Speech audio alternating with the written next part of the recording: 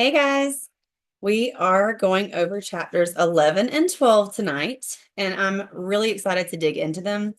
These two hit especially hard for me around the way that we think and the habits that we continuously repeat, especially when things get hard and you fall back into old habits. So tonight I'm going to share a few key ideas from each chapter, but what I really want to hear about is your takeaways, your stories, and your voice. Let's keep it flowing because I want to keep the 30-minute time frame and I want us to all walk away challenged and encouraged tonight.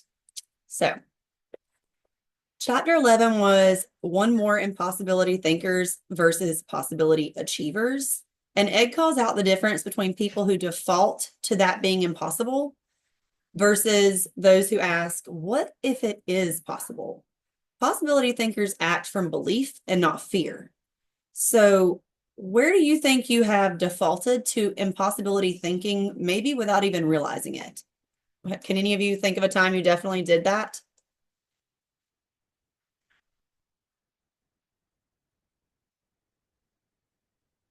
Will you repeat the question? Yeah. Um, where do you think you've defaulted to impossibility thinking, maybe without even realizing it?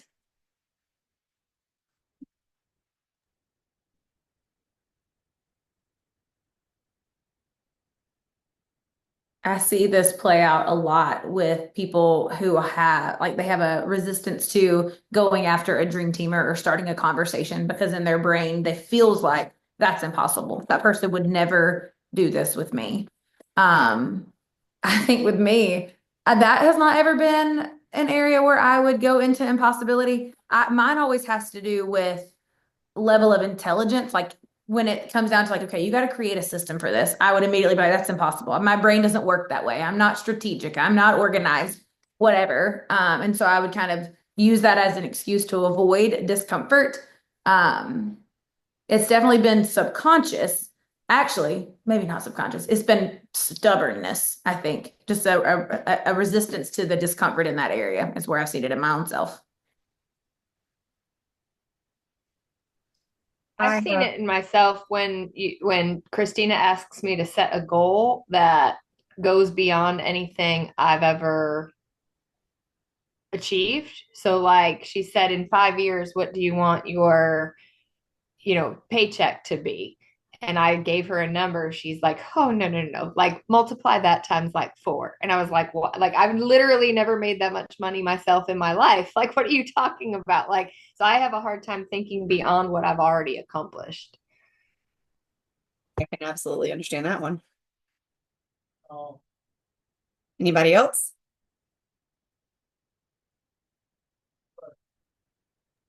So I read this chapter last week and I don't remember the definition of impossibility thinking. So can you remind us what the definition is? Yep. As soon as I find it.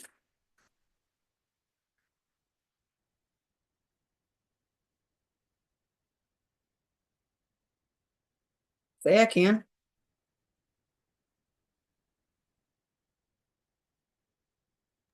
You don't have to find it. I can look it up. Well, I thought it was right here in the I thought it was right here in like the first two pages. Well, he says dreams are the essence of impossible thinking.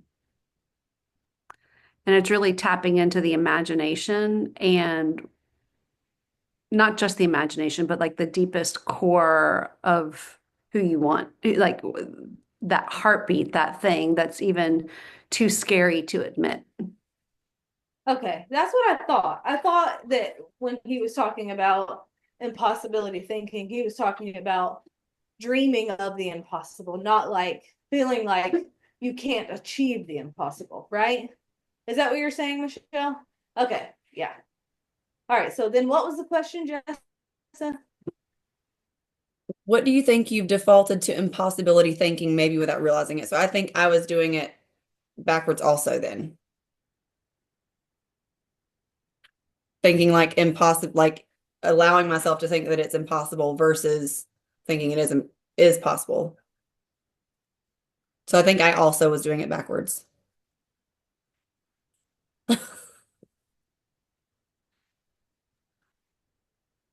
Okay, well, I think that if we're talking about feeling like we couldn't achieve what felt impossible, I would say that was my default all the way to diamond, and maybe even a year after that. And then at some point, like I guess after I had processed it and really reflected on how I ended up where I ended up, then I began to think even bigger. And even reading that book, 10x is easier than 2x, that even expanded my thinking bigger because it asked me the question, where is a time in your life where something felt impossible, but then you did it? And then what feels impossible to you right now?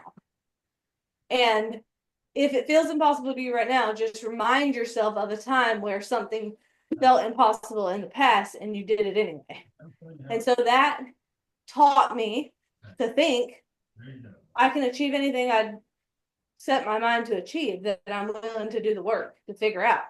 And that I would say at this point, that is my default thinking. I don't feel like my dreams are impossible. I feel like my dreams are just a matter of time between when I put the work in to learn it, build it, go after it, whatever it is, that it's just a matter of time. But that definitely was not always the case. I'd say probably the first 8 or 9 years of me building this business. Well, I mean, and that makes a lot of sense because there are definitely things that now, when I'm talking to someone who's joining me, and I'm like, I can hear them think, gosh, I have to get three people? How can I get three? And you're like, I remember feeling like this was hard. And now it's my normal. Like I expect myself to get three every single month at a minimum. But I remember feeling like when Christina would bring me something and say, hey, you go do this. I'm like, what? How do you think I'm going to do that? And so it definitely, you just, the more you do it, the more you show yourself what you can do. And then the broader your horizon gets on what you're capable of believing, or what you think you can believe, should I say. Anybody else? It also says that possibility achievers move forward even when there's no certainty, that they choose faith, not fear. And he talks about that in several different ways, but I always, and I think it's Christina that told me this in the beginning, like if you just don't stop, like even when you're not really sure what's going to happen, like when she started and she could barely get a join, she didn't think any way that she could go diamond, and now she's a diamond emerald. She just kept doing the things and putting one foot in front of the other, even though it seemed completely crazy. And eventually it seemed less crazy and less crazy because she just kept believing and having faith. And so I definitely resonated with that. And so I want to ask y'all, have you ever taken a step in faith when there was no proof it would work out? Like none at all, and you just believed you could and you did it anyways. What did that teach you if you've done that?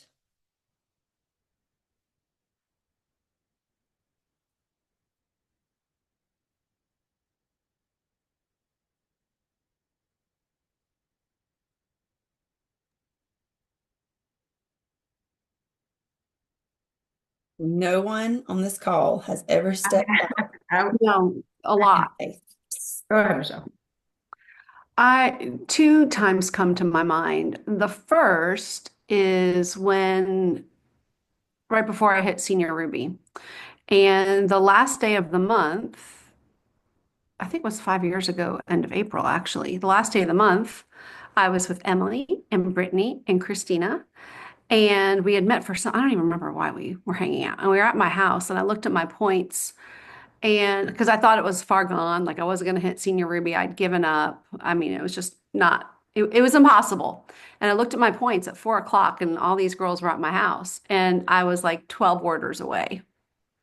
And I was like, I'm only 12 orders away. Wow, I did better than I thought I would. And Christina looks at me, she goes, you go make that happen. Like you can do that. I was like, what? And Brittany looked at me and smiled, and she's like, yeah, you can. Well, I went to bed that night as a senior Ruby. 12 orders later, like from 4 o'clock till 11:50 that night, I made it happen. And it wasn't even in my line of thinking until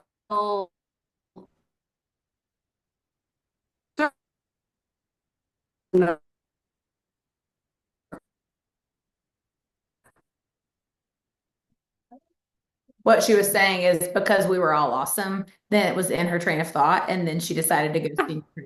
That's what she said in her glitches. it was really good. It was so good. You guys missed it. It was so powerful. It was so I powerful. mean, normally it is. So, well, thank you. And then I've got one more. So, but this is why your inner circle matters, because it wasn't even in my realm of thinking until they said, of course you can do this. And it just like my mind just was blown. But then I did it. So then after when Brittany hit in the crazy when Brittany hit diamond and Christina hit sapphire, um, that next month when I was looking at my points and everything, it was going to be a 600-point jump to get to emerald. And I wasn't even maintaining my points. That April when Brittany and Christina hit, I had a huge point jump, but it wasn't like 600 points. But there was something in me that just said yes. And like the momentum was going, and I'd never gained 600 points in a month. I mean, you've got to be kidding me. But I remember looking and I prayed and I was looking at the dynamics on my team. And I'm like, I'll never forget on the phone with Brittany. She's like, well, what do you think? And I was like, I was terrified to say, yes, we're going to do it this month, like terrified. And I said it and we did it. I mean, in fact, I blew by Emerald by like 150 points. And I had never done anything like that before. It was so out of the realm of my thinking, and yet it happened. Love that. Absolutely love that. Well, and he talks about measuring your progress by measuring your actions is what makes you a possibility achiever. That it's impossible to measure your thoughts or the thoughts of someone else. So for us, if someone joins and their feet aren't matching their mouth, or they go MIA after they were so excited, or one of the thousands of things that can happen, you cannot measure someone else's thoughts or your own because they're just thoughts. There is no, until you actually take the action to accomplish it, it doesn't take you anywhere. You can think about it all day long, but if you don't do something, you will still be right where you're at, or in reverse because you were so busy thinking that you were doing nothing. So that really, like, we've all heard that 15 ways from Sunday, but reading it in this way resonated with me really well. And so my other thing I pointed out here is it says he also talks a lot about our identities and how we are often rejecting possibilities because we don't see ourselves as that kind of person who could succeed at that level. And I'm sure every single person on this call has done that. Oh, I can't do that. I'm not like Christina. Oh, well, I'm not like Michelle. Well, I'm not like Brittany. And Christina and Brittany and Michelle have probably said it because they weren't like somebody else. So what identity are you living from right now? And is it helping or is it hurting your sense of possibility?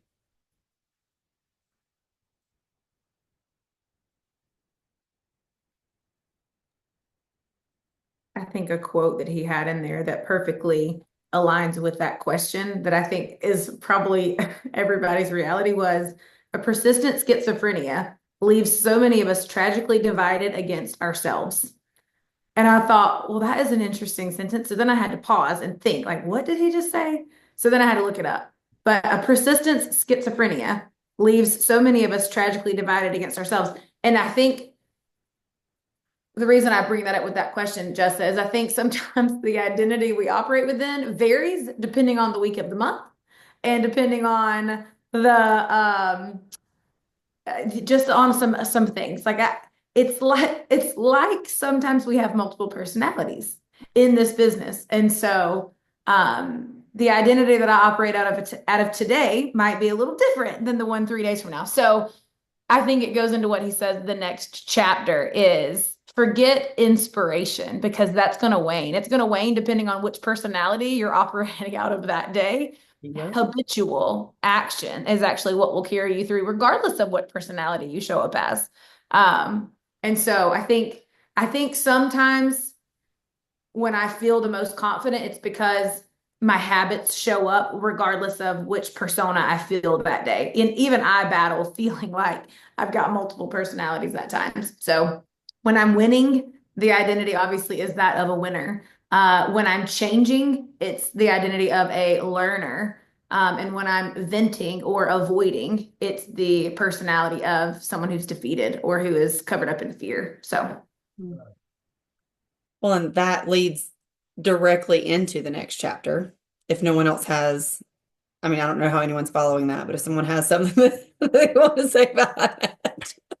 I just wanted to say I love the analogy about the silent movie because it's like for me who's like an overthinker and not enough doer, like that really put it in perspective. Mm-hmm.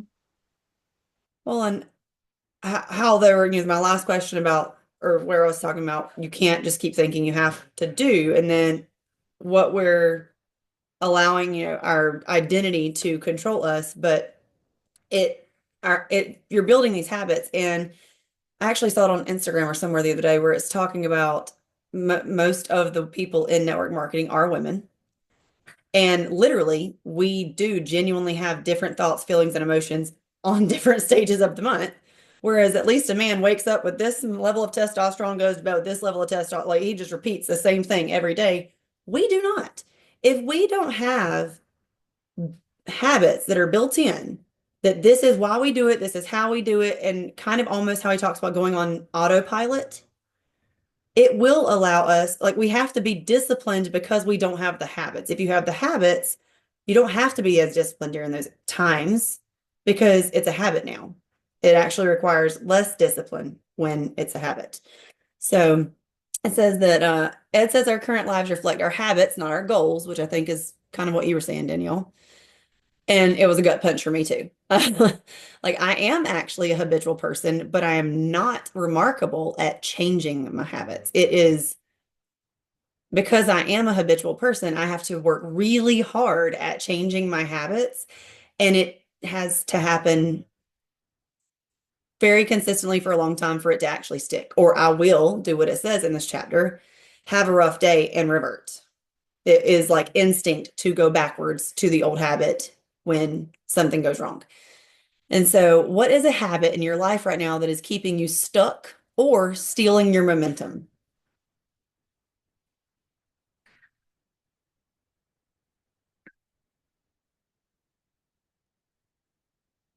Now go ahead and confess your sins with all your diamonds and jewels watching. We listening. I was seriously just thinking that. It's like, okay, let's get naked. Hey, normally when we do that, though, one of y'all says something really smart that makes us feel like it's normal, and then we can just move through it.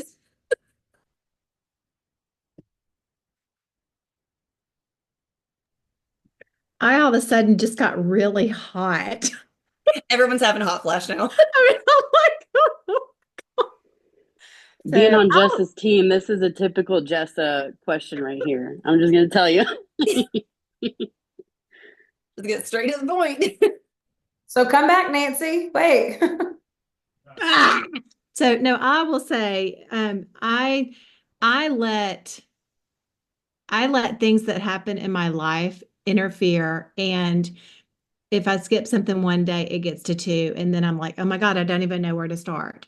We had a death in our family last week, and my niece, and it has just it's been hard to get, it's hard to get in messages and talk about plexus, and when I don't feel that at all.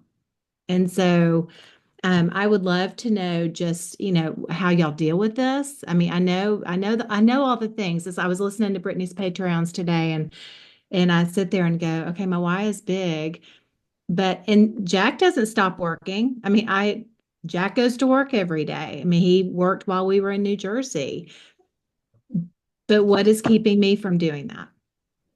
I have thoughts. I have thoughts too. Go ahead. You go first. Well, I was just going to tell you. So on the team call tonight at 9 o'clock, our guest speaker is one of the girls who hit senior gold in the gold standard container. Her name is Libby. You guys will love her. But I found out today that her grandfather died Saturday, who raised her. And so I was going to respond, like obviously take her off, let her off the hook. And Chelsea said no. When she called me to tell me that her grandfather had passed away, she followed that up by saying, "Can I please still do the call?" And so I've just been reflecting on that today. And there's not, for the record, there wouldn't have been it would not have been wrong for her to not do the call. Okay. Would not have been the wrong thing to do for her to say, "I need this time."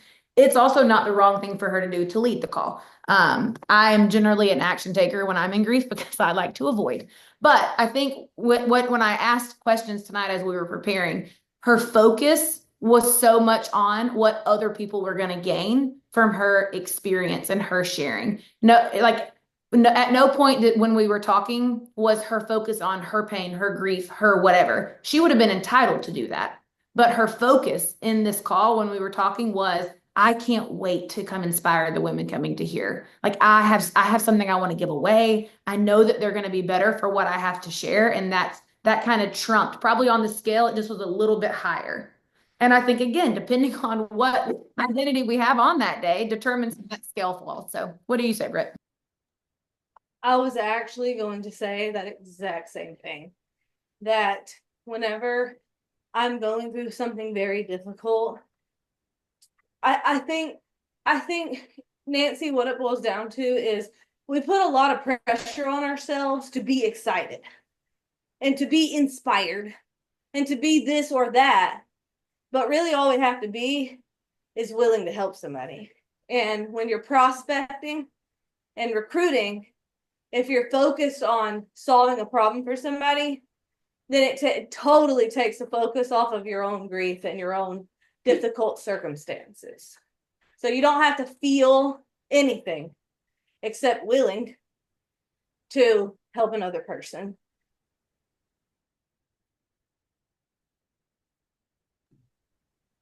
And That my is, answer is not nearly as deep as their answer was, Nancy. But I had a day like that last week where I just felt like every single thing that could did. And it was not a great day. And I had set bigger numbers for myself for that day that I had done literally zero of them. And so I sat down at 11 o'clock at night and I told chat, I need to send messages that make this person feel this way. Here's what I want to say. And then I did it with the next person. And about 3 messages in, my brain started turning around. Like I literally sent more than I was supposed to send that night because by the time I had gotten 3 or 4 in, I had like shifted my mindset. And it was, I mean, I didn't intentionally do that, but I literally went to chat to make my message not sound the way I felt. Like just make me write this message that sounds like this. And after I said 3 or 4 of them, I'm like, okay, I got this now. Well, I think this also applied for me, this exact thing, what Nancy is bringing up. That's how I have felt about my social media content for years. Like, I don't know. It's like in my mind, I thought it needed to be based on something I was feeling right then in order for it to actually land. Or like my biggest struggle, honestly, with content has been, I don't know what value I need to add. I don't know what people need to hear from me.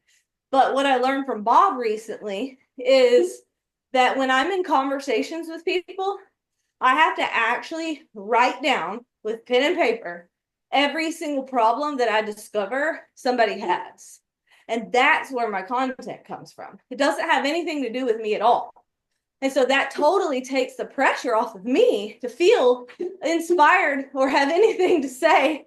Because as long as I have that list of problems right in front of me, then I can look at that problem list and I think, oh, I know how to solve that problem. And so I go create content about that. And it's because I'm focused on the other person's problems and not my own. Anybody else? I think another thing, Nancy, would be just kind of taking what I hear Alex Hermosi and Dan Martell say all the time. It's not really operating how you think you in today's personality wants to, but how does your highest personality show up today? What if you were going to operate as that person? How does she behave today? And listen, sometimes she might behave in cut herself off from the world and rest, and sometimes she might behave like you dig in and you keep the commitment or the whatever. So just making a cognizant decision one way or the other that you can be proud of. So it's not that the decision has to be dial up the intensity and go, go, go, fake it till you make it, but make that decision consciously and thinking through where I want to be and how I want to show up, who I want to show up as, and how does she show up today?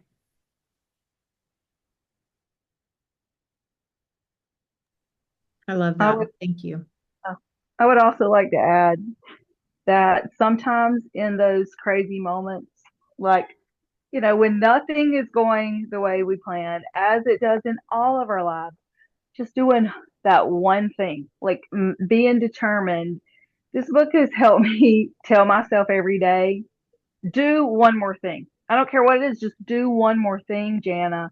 And when I do, something happens. You hear the baby in there screaming. She's literally got a dirty diaper waiting for me to put her in bed. And I walked in here because I was like, life is crazy, but if we just literally tell ourselves before we turn the light off at night, life's been crazy, just one more. And I will say it has helped me tremendously in the last couple months of my business.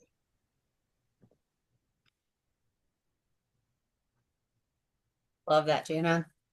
I actually I actually got a plan from Chat GPT in order to navigate the daily hard things. So I said a few weeks ago, and like after we stopped recording, that my mom got moved to memory care. She kept falling. She is declining rapidly. The day or the week my mom got moved into memory care, we found out my dad had cancer. I lost my only sibling 4 years ago. Like, it's a lot. So I was literally sitting there like, how do I sit there and get into somebody's DMs and get excited about Plexus, but still have these dreams to build my business and not let it go away? So I took it to Chat GPT and was like, this is all the stuff I'm feeling. It is hard to even sit down in front of my computer. Please navigate a system so that I can, get to at least this point by the end of the month. And first of all, dude, he understands. He's like, first of all, ground yourself for 5 minutes. Like, I literally have the plan right here taped to my thing. It's ground yourself for 5 minutes. It wasn't ignore everything you're feeling, balls to the walls, hit it anyway. It doesn't matter. It was ground yourself, like get in a place where you're going to be able to do that. And then it gave me a list of like 6 or 7 things, pick 3 to do for the next 30 minutes. If any one of them feels too hard, go to the next one. And then it said end of day reflection for 2 minutes. That's all it was. It was like, give yourself 30 minutes a few times, one every day, 30 minutes, sit down and do this. And even if you knock off one thing on the list, it's okay. You made progress. And so I know we go to Chat GPT for everything, but I'm telling you, he's a free therapist too. Because it is hard when you sit there and you're like, I don't want to talk about gut health. I don't want to sit there and talk about a 10-day challenge. I don't want to do, it is because there are plenty of days that I feel that way. But yeah, he gave me a plan. He, she, whatever it is.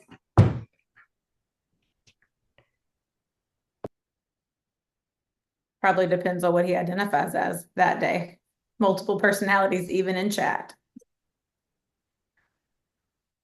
I named mine a boy's name and called it that name for months. And then when the voice chat thing came out, apparently she is British. And I've been calling her Ezra the whole time. So I had to rename her. She's now Sunny. But all right, let's see where we're at. Oh, I liked how he talked about the trigger action prize. That was very applicable. And I mean, there's really nothing you can't apply that to.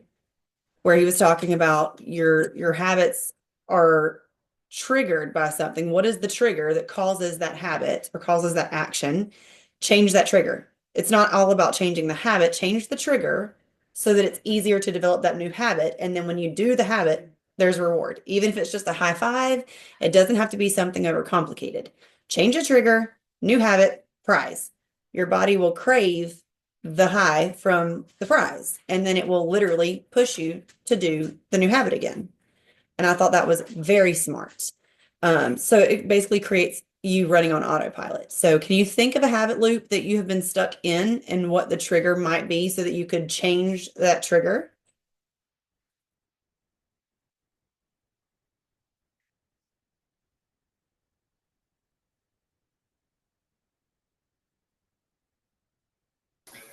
I recently, well, not recently, but about a month ago, I was realizing that when I got home for the day, as soon as I walked in the house, my brain was like, I can't think anymore. I can't do anything.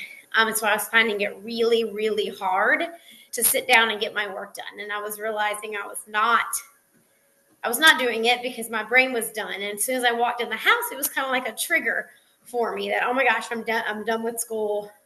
My brain's not working anymore. So I started staying at my desk at school until I got what my goals were done for the day because I was still in that mindset. I was still in that working mindset. I was still, don't turn your brain off yet. Don't turn your brain off yet.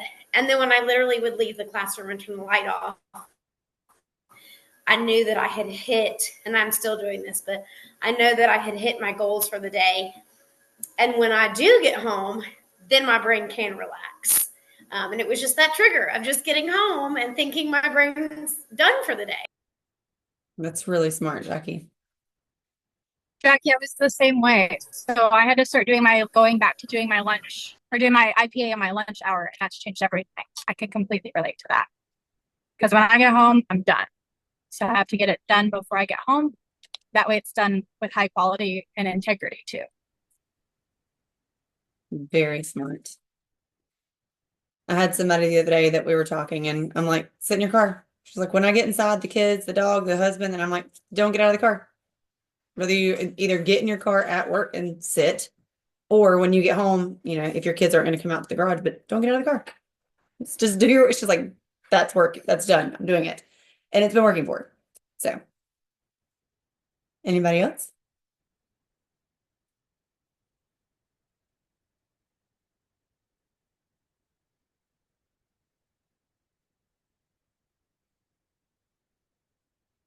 Well, my last question was about changing your environment can be more powerful than willpower alone because your systems will beat whatever struggle you're in. And so I know I've definitely agree with that. And it's something I try really hard to implement in my life. And I feel like it's fairly normal. It's not always the easiest thing to implement, but it's usually very helpful because it removes the willpower problem. Is there one small environment shift that you could make that would support a better habit after you read this book that you're like, okay, I'm gonna make this one shift in my environment?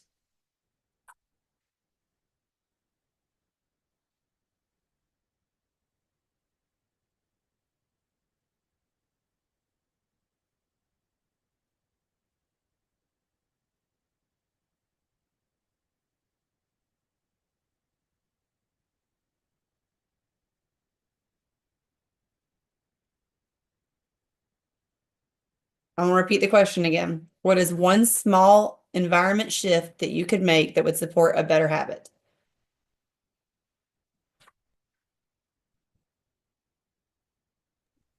For me, I think it's putting my phone away.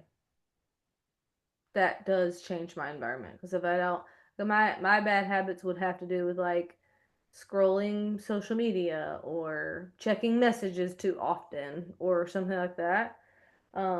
And so for me, changing my environment would be literally putting my phone in a different, like out of sight, out of mind.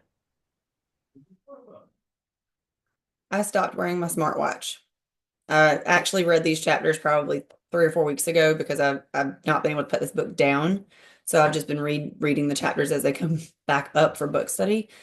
And I took my smartwatch off and went back to wearing a regular watch because even though I wasn't touching my phone, everything popped up on my watch and I kept seeing it, and it was just prompting me to like be in two places at once instead of focusing on what I was doing.